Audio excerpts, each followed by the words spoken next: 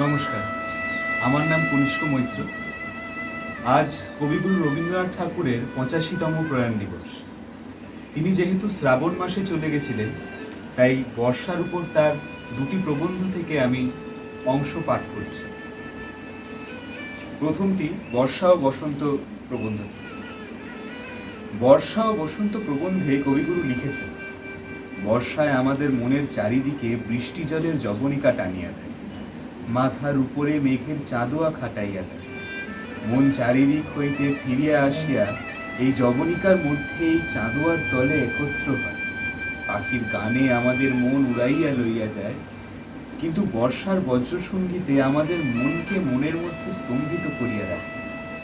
পাখির গানের মতো এ গান লঘু তরঙ্গময় বৈচিত্র্যময় নহে, ইয়াতে স্তব্ধ করিয়া দেয়, উচ্ছ্বসিত করিয়া তুলে না।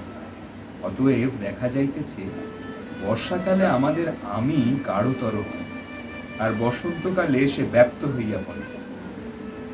বর্ষাকালে বিরোহিণীর সমস্ত আমি একত্র হয়, সমস্ত আমি জাগিয়া ওঠে, দেখে যে বিচ্ছিন্ন আমি একক আমি অসম্পূর্ণ। সে কাঁদিতে থাকে।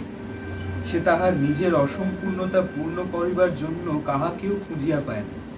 চারিদিকে বৃষ্টি পড়িতেছে, অন্ধকার করিয়াছে, কাহাকেও পাইবার নাই, কিছুই দেখিবার নাই। কেবল বসিয়া বসিয়া অন্তর্দেশের অন্ধকারবাসী একটি অসম্পূর্ণ সঙ্গীহীন আমির পানে চাহিয়া কাঁদিতে থাকে। ইহাই বর্ষাকালের বিরহ। পরেরটি বর্ষার চিঠি। সুহৃদবর, আপনি তো সিন্ধু দেশের মরুভূমির মধ্যে বাস করছেন। সেই অনাবৃষ্টির দেশে বসে একবার কলকাতার বাদলাটা কল্পনা করুন। এবারকার চিঠিতে আপনাকে কেবল বাংলার বর্ষাটা স্মরণ করিয়ে দিল। আপনি বসে বসে ভাবুন, ভরা পুকুর, আমবাগান, ভিজে কাক ও আষাঢ়ে গল্প মনে পড়বে।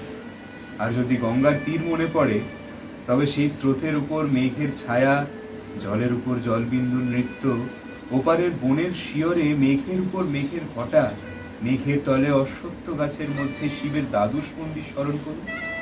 মনে করুন, পিছল ঘাটে ভিজে ঘুমটায় বধূ জল তুলছে। বাঁশঝাড়ের তলা দিয়ে, পাঠশাল ও গোয়ালা বাড়ির সামনে দিয়ে সংকীর্ণ পথে ভিজতে ভিজতে জলের কলস নিয়ে তারা ঘরে ফিরে যাচ্ছে। খুঁটিতে বাঁধা গরু গোয়ালে যাবার জন্য হাম্বারবে চিৎকার করছে। আর মনে করুন, বিস্তীর্ণ মাঠে তরঙ্গায়িত শস্যের উপর পা ফেলে ফেলে বৃষ্টিধারা দূর থেকে কেমন ধীরে ধীরে চলে আসছে। নমস্কার।